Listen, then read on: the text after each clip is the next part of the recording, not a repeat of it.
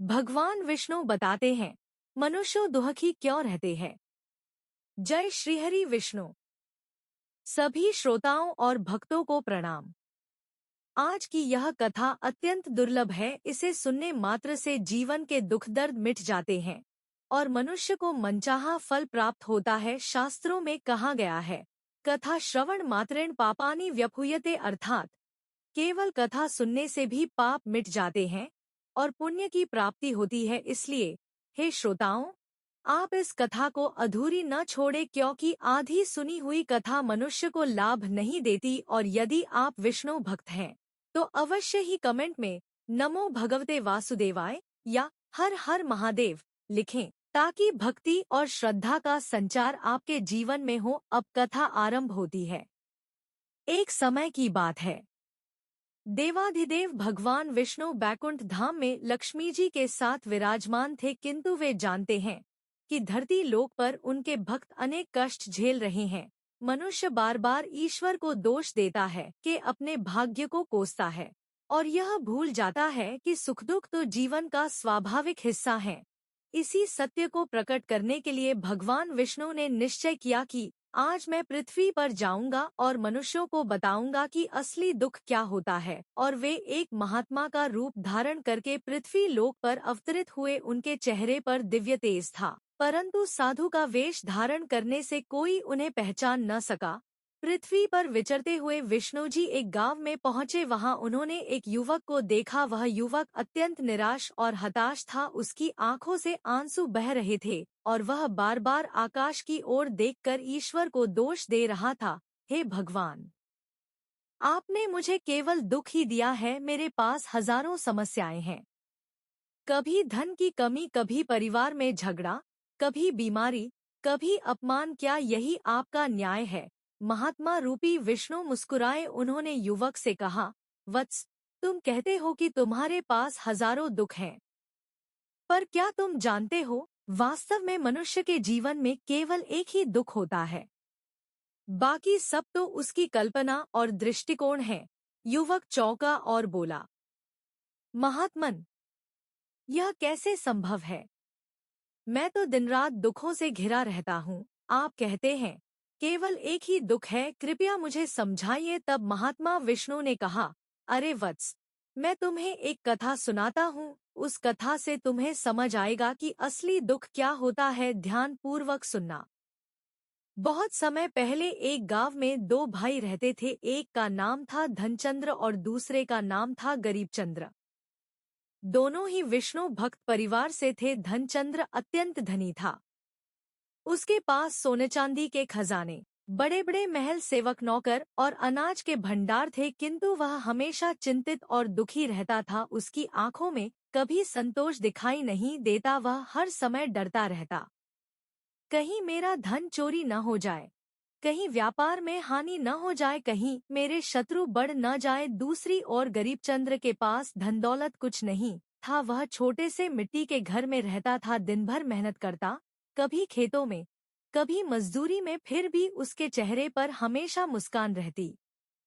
उसका मन प्रसन्न, आत्मा संतुष्ट और हृदय भक्ति से भरा हुआ। गाँव वाले अक्सर कहते, देखो कितना अजीब है, धनचंद्र इतना अमीर होकर भी गरीब सा दुखी है और गरीबचंद्र इतना निर्धन होकर भी राजा जैसा सुखी है।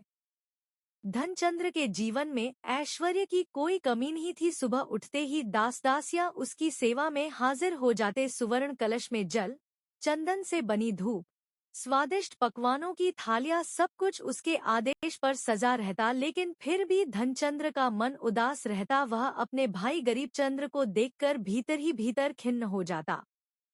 वह सोचता, कैसे संभव है कि यह निर्धन बिना धन दौलत का आदमी हर समय हंसता बोलता रहता है।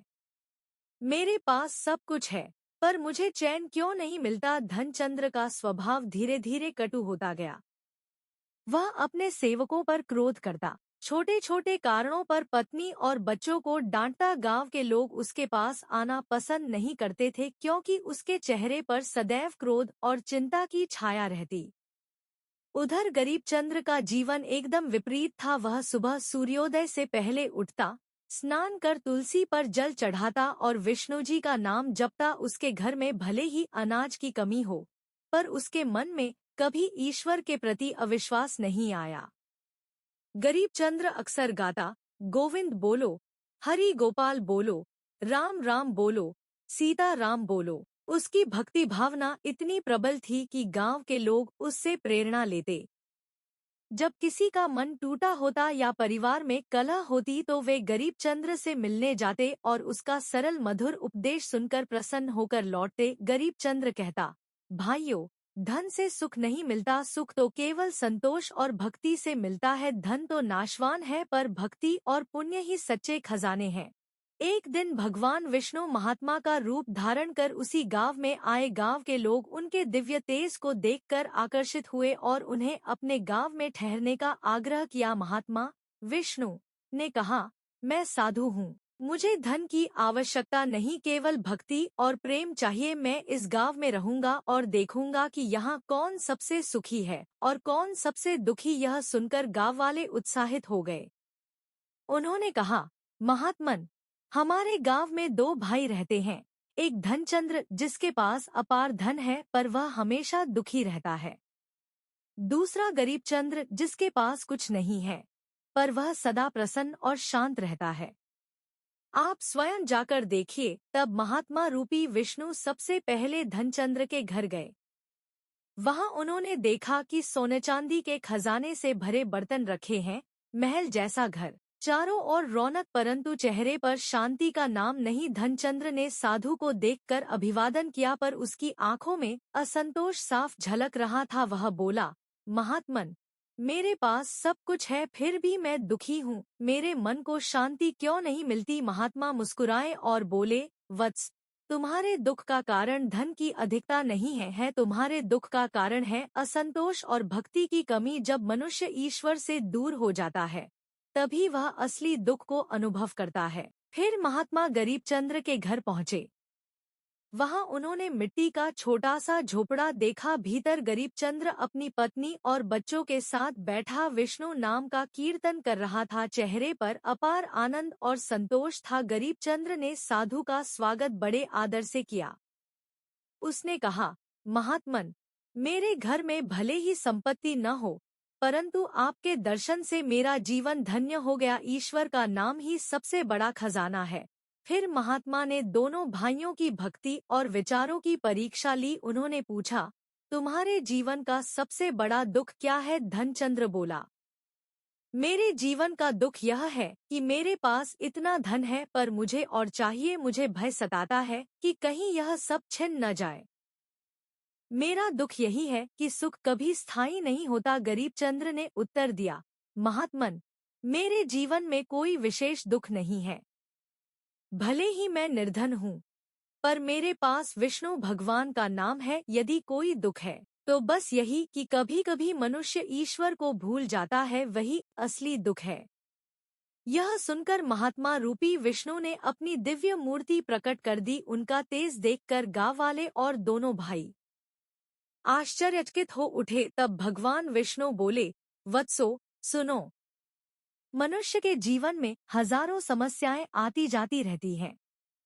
बीमारी, गरीबी, अपमान, असफलता, ये सब अस्थायी दुख हैं, पर असली दुख केवल एक है, ईश्वर को भूल जाना। जब मनुष्य भगवान को याद करता है तब सब दुख हल्के हो जाते हैं और आत्मा प्रसन्न हो जाती है। भगवान के वचनों को सुनकर धनचंद्र की आंखों से आंसू बहने लगे।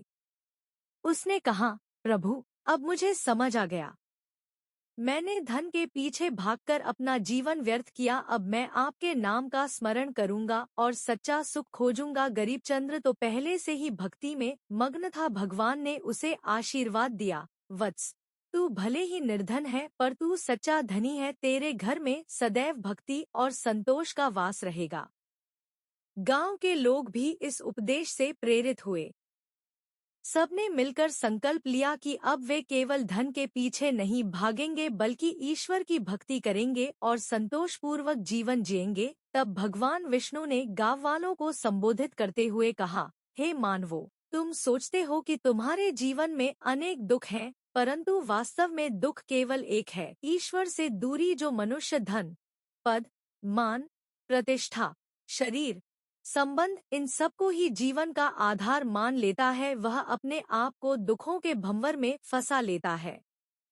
तुम्हें लगता है अगर धन चला गया तो दुख है, अगर स्वास्थ्य बिगड़ गया तो दुख है, अगर परिवार बिछुड़ गया तो दुख है। पर वास्तव में ये सब अस्थायी हैं। जिस दिन तुम ईश्वर को भूल जाते हो वही दिन तुम्हारा सबसे दुखद दिन होता है, बाकी सब दुख उसी विस्मृति के परिणाम हैं। तब भगवान ने उदाहरण देते हुए समझाया। एक धन की उपमा। मान लो तुम्हारे पास लाखों स्वर्ण मुद्राएं हैं। एक दिन चोर आकर कुछ सोना चुरा ले जाता है, तुम दुखी हो जाते हो, पर क्या सच में तुम्हारा दुख उस चोरी से है? नहीं, तुम्हारा दुख तुम्हारे मोह से है। सोना चला गया, पर तुम्हारा जीवन तो अभी भी है, प्राण है, ईश्वर का नाम है। सोने के जाने से जीवन का मूल्य नहीं घटता, मोह के कारण तुम उसे दुख मानते हो। 2. स्वास्थ्य की उपमा। कभी कभी मनुष्य बीमार हो जाता है। बीमारी से शरीर कष्ट पाता है, पर यदि उस समय मनुष्य ध्यान और भक्ति में लग जाए तो वह कष्ट भी साधना बन जाता है। ऋषि मुनि तो तपस्या में कष्ट सहते थे और कहते थे कि यही हमें मोक्ष की ओर ले जाएगा। 3. संबंधों की उपमा। जीवन में प्रियजन बिछुड़ जाते हैं, यह संसार ही नश्वर है, परंतु यदि मनुष्य ईश्वर को अपना सच्चा मित्र मान ले तो कोई अकेला नहीं रहता, ईश्वर का साथ ही अमर है। फिर भगवान बोले, मनुष्य का असली शत्रु है असंतोष। धनचंद्र के पास सब कुछ था, फिर भी वह दुखी था, क्योंकि उसकी भूख कभी समाप्त नहीं हुई। जो मिला उसमें संतोष नहीं किया, हमेशा और चाहिए और चाहिए, यही भावना रखी। ऐसा मनुष्य चाहे स्वर्ग में भी चला जाए वहाँ भी दुखी ही रहेगा। पर गरीबचंद्र निर्धन होकर भी संतुष्ट था, उसने रोटी के टुकड़े को भी भगवान का प्रसाद मानकर खाया, इसलिए वह सुखी था। फिर भगवान विष्णु ने कहा, जब मनुष्य ईश्वर की भक्ति करता है तब उसके जीवन में दुख प्रवेश नहीं कर पाते। हाँ, कष्ट आ सकते हैं, परंतु भक्ति उन्हें सहने की शक्ति देती है। देखो, जैसे समंदर में नाव चलती है, लहरें आती हैं, टकराती हैं, पर नाव डूबती नहीं यदि नाविक होशियार है। वैसे ही जीवन में दुख की लहरें आती हैं, परंतु भक्ति रूपी नाव जीवन को डूबने नहीं देती। भगवान ने यह भी समझाया कि भक्ति का अर्थ केवल मंदिर में दीप जलाना या मंत्र जपना नहीं है। भक्ति का अर्थ है हर परिस्थिति में ईश्वर को याद रखना, सुख में अहंकार न करना और दुख में निराश न होना। तब भगवान के उपदेश से पूरा गांव भाव विभोर हो गया। लोगों ने अपने अपने दुखों को याद किया और फिर मन ही मन सोचा, सचमुच हम व्यर्थ ही अपने भाग्य को कोसते रहे। असली दुख तो यह है कि हमने भगवान को भुला दिया। यदि हम ईश्वर का स्मरण करते तो हमारे दुख छोटे हो जाते। उस दिन से गांव में भक्ति और संतोष का वातावरण फैल गया। लोग सुबह शाम मिलकर विष्णु सहस्त्रनाम का पाठ करने लगे, एक दूसरे के दुख दर्द बांटने लगे। गांव में प्रेम, शांति और भाईचारा स्थापित हो गया। धनचंद्र ने भगवान के चरण पकड़ लिए और कहा, प्रभु, मैं अपने जीवन में सबसे बड़ा मूर्ख रहा। मैंने धन को ही सब कुछ समझ लिया। अब मुझे ज्ञान हो गया कि धन नहीं, भक्ति ही सच्चा सुख है। भगवान विष्णु ने उसे आशीर्वाद दिया, वत्स, अब तू सेवा और दान के मार्ग पर चल। तेरा धन तभी उपयोगी है जब उससे दूसरों का भला हो। अभी तक तू अपने धन का बोझ ढो रहा था, अब इसे पुण्य का साधन बना। इसके बाद धनचंद्र ने गरीबों की सेवा शुरू की, गांव में अन्न और वस्त्र बांटे और मंदिर का निर्माण करवाया। धीरे धीरे उसका मन शांत हो गया और वह भी गरीबचंद्र की तरह सुखी जीवन जीने लगा। कथा के अंत में भगवान विष्णु ने कहा, हे मानवों, याद रखो, सुख और दुख जीवन में आते जाते रहेंगे। वे ऋतुओं की तरह हैं, कभी ग्रीष्म, कभी वर्षा, कभी शीत।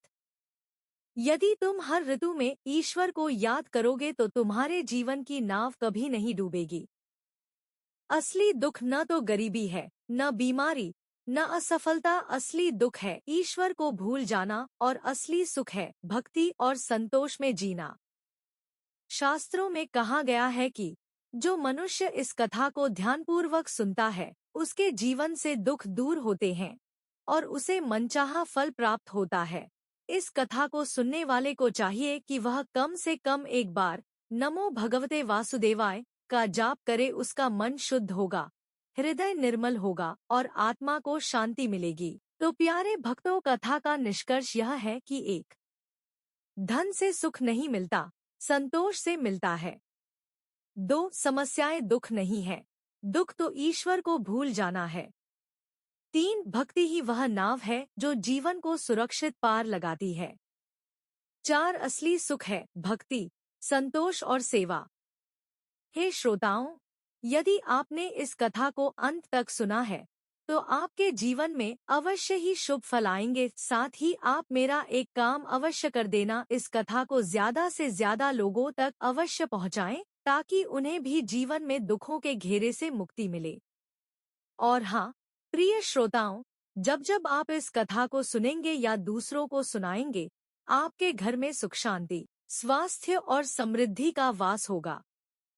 याद रखिए, असली सुख ईश्वर का नाम है, असली संपत्ति संतोष और भक्ति है, और असली शक्ति है सेवा और प्रेम। इसलिए हर दिन कुछ समय ईश्वर का स्मरण करें, कम से कम एक बार नमो भगवते वासुदेवाय का जाप करें और अपने बच्चों को भी यह नाम जप सिखाएं। आपके जीवन में चाहे कितनी भी आंधियां क्यों न आए, विष्णु भगवान की कृपा से आपकी नाव कभी नहीं डूबेगी। कमेंट में लिखें नमो भगवते वासुदेवाय या हर हर महादेव।